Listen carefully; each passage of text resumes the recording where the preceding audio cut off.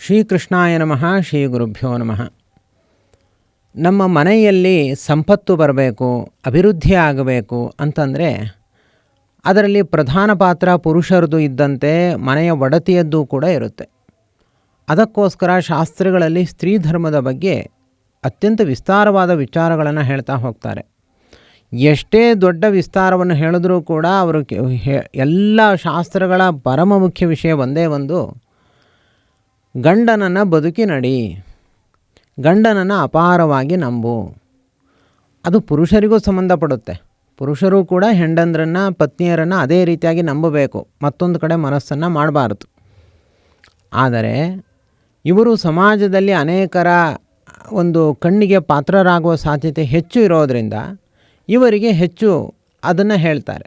ಮತ್ತು ಪುರುಷರಿಗೆ ಬೇರೆ ಧರ್ಮಗಳು ಬಹಳವಾಗಿವೆ, ಸ್ತ್ರೀಯರಿಗೆ ಹೆಚ್ಚು ಧರ್ಮಗಳು ಇರೋದಿಲ್ಲ. ಅವರಿಗೆ ಕಟ್ಟುಪಾಡುಗಳು ಅಷ್ಟಿರೋದಿಲ್ಲ. ಯಾಕೆಂದರೆ ಅವರಿಗೆ ಆ ಶರಣಾಗತಿ ತುಂಬ ಚೆನ್ನಾಗಿರುತ್ತೆ, ದೇವರಲ್ಲಿ ಭಕ್ತಿ ಬಹಳ ಬೇಗ ಬರುತ್ತೆ, ಚೆನ್ನಾಗಿ ಸಾಧನೆ ಮಾಡಿಕೊಳ್ತಾರೆ.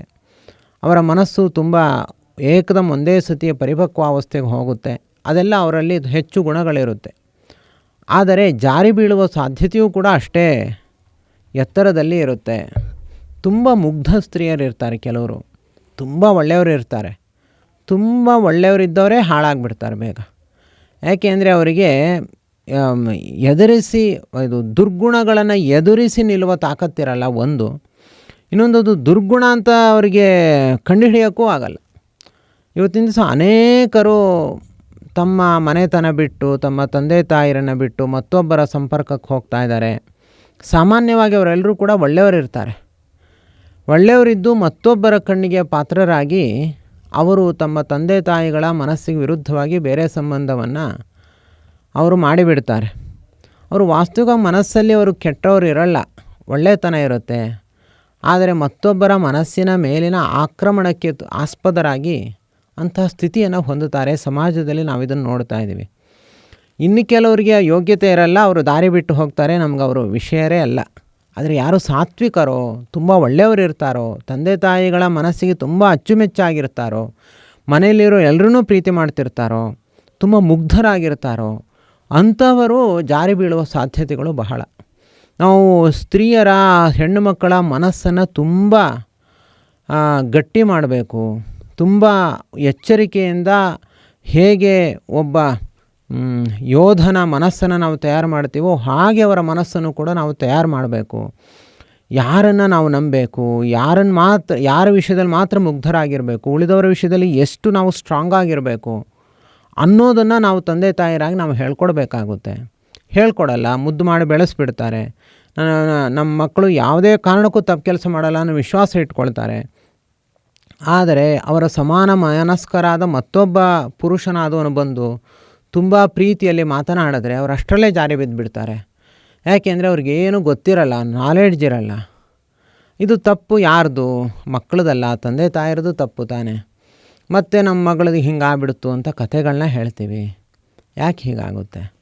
ಆದ್ದರಿಂದ ಆ ಮನಸ್ಸನ್ನು ತಯಾರು ಮಾಡೋದಷ್ಟು ಸುಲಭ ಅಲ್ಲ. ಮಕ್ಕಳ ಮೇಲೆ ವಿಶ್ವಾಸ ಇಡೋದು ಎಷ್ಟು ಮುಖ್ಯವೋ ಅದರಂತೆ ಅವರನ್ನು ನಾವು ಗಟ್ಟಿ ಮನಸ್ಸನ್ನಾಗಿ ಮಾಡಿ ಸಮಾಜದಲ್ಲಿ ಅವರಿಗೆಲ್ಲರನ್ನು ಕೂಡ ಹೇಗೆ ಮ್ಯಾನೇಜ್ ಮಾಡಬೇಕು, ಯಾರ ಮಾತನ್ನು ಮಾತ್ರ ಅವರು ಹತ್ತಿರ ತೊಗೊಳ್ಬೇಕು, ಉಳಿದವ್ರನ್ನ ಅವ್ರು ಹೇಗೆ ಎದುರಿಸ್ಬೇಕು ಅನ್ನೋದನ್ನು ಕೂಡ ನಾವು ಅವ್ರಿಗೆ ಹೇಳ್ಕೊಡ್ಬೇಕಾಗುತ್ತೆ. ಇಲ್ಲದೇ ಇದ್ದರೆ ಅವರ ಜೀವನ ನರಕ ಆಗಿಬಿಡುತ್ತೆ. ಅವರಿಗೆ ಇಲ್ಲೂ ಮಾನ್ಯತೆ ಸಿಗಲ್ಲ, ಬೆಳೆದ ಮನೆಯಲ್ಲೂ ಕೂಡ ಮಾನ್ಯತೆ ಸಿಗಲ್ಲ, ಅಲ್ಲೂ ಬದುಕಲಿಕ್ಕಾಗಲ್ಲ. ತುಂಬ ದುಃಖವನ್ನು ಅನುಭವಿಸ್ತಾರೆ. ಜೀವನವೇ ನರಕ ಆಗಿ ಹೋಗುತ್ತೆ. ಇದು ತಪ್ಪು ತಂದೆ ತಾಯಿಯರ್ತು. ಆದ್ದರಿಂದ ಸಾತ್ವಿಕ ಹೆಣ್ಣು ಮಕ್ಕಳನ್ನು ನಾವು ತುಂಬ ಗಟ್ಟಿಯಾಗಿ ತಯಾರು ಮಾಡಬೇಕು. ಅವರ ಮನೋಬಲ ತುಂಬ ಚೆನ್ನಾಗಿ ಬೆಳೆಯುವಂತೆ ನಾವು ಅವರನ್ನು ತಯಾರು ಮಾಡಬೇಕು.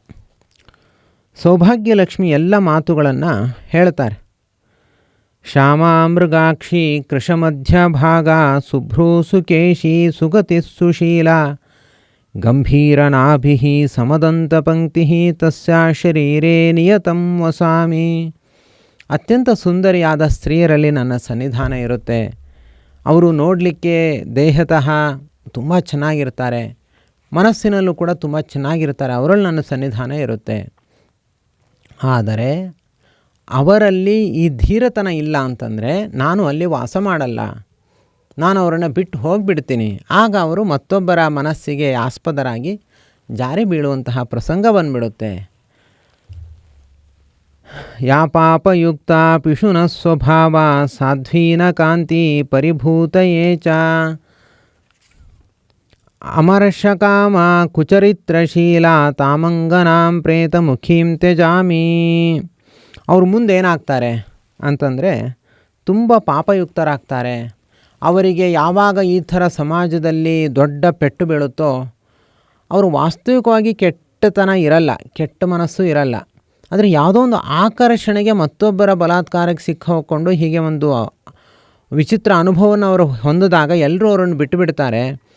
ಆಗ ಅವರು ಸಮಾಜದಿಂದ ಕೆಟ್ಟವರಾಗ್ತಾ ಬರ್ತಾರೆ, ಸಮಾಜದಲ್ಲಿ ವಿಮುಖರಾಗ್ತಾರೆ, ಸಮಾಜದಲ್ಲಿ ಕೆಟ್ಟವರಾಗ್ತಾರೆ. ಕೆಟ್ಟ ಗುಣಗಳನ್ನ ಅಳವಡಿಸ್ಕೊಳ್ಳೇಬೇಕಾಗುತ್ತೆ, ಅವರು ಬೇರೆ ದಾರಿ ಇರಲ್ಲ.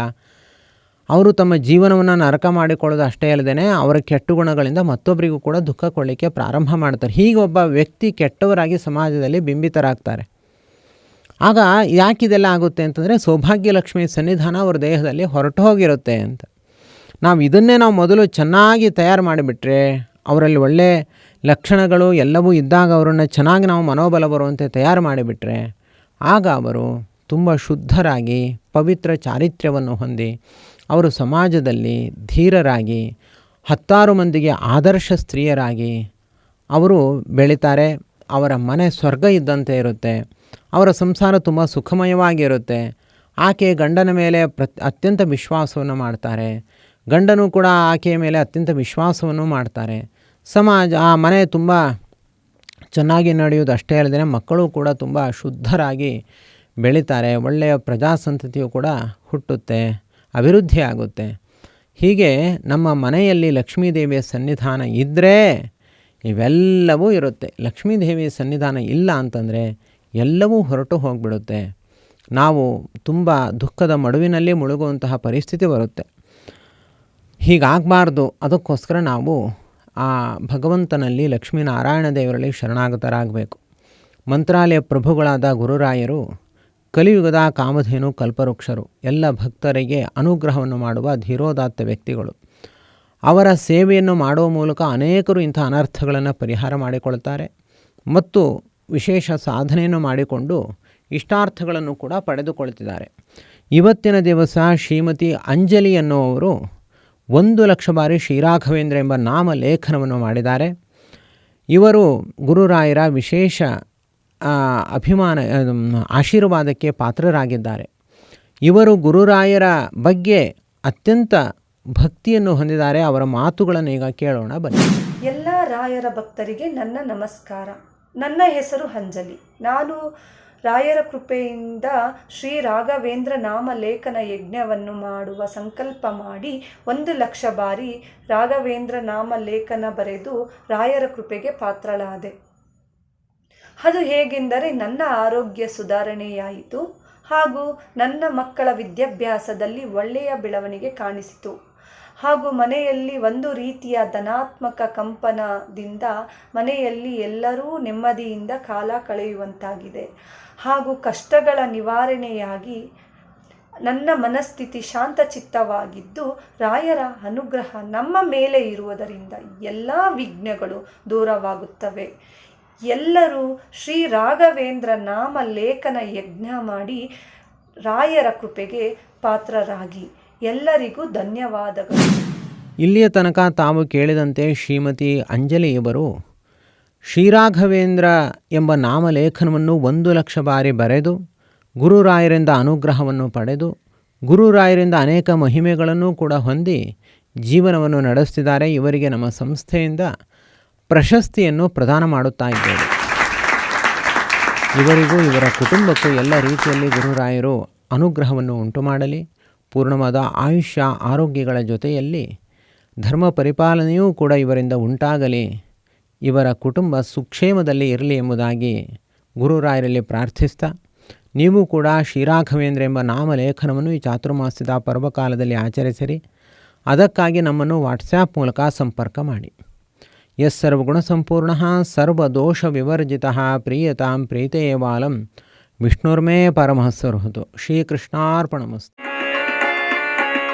ಶ್ರೀ ರಾಘವೇಂದ್ರ ಶ್ರೀ ರಾಘವೇಂದ್ರ ಶ್ರೀ ರಾಘವೇಂದ್ರ ಶ್ರೀ ರಾಘವೇಂದ್ರ.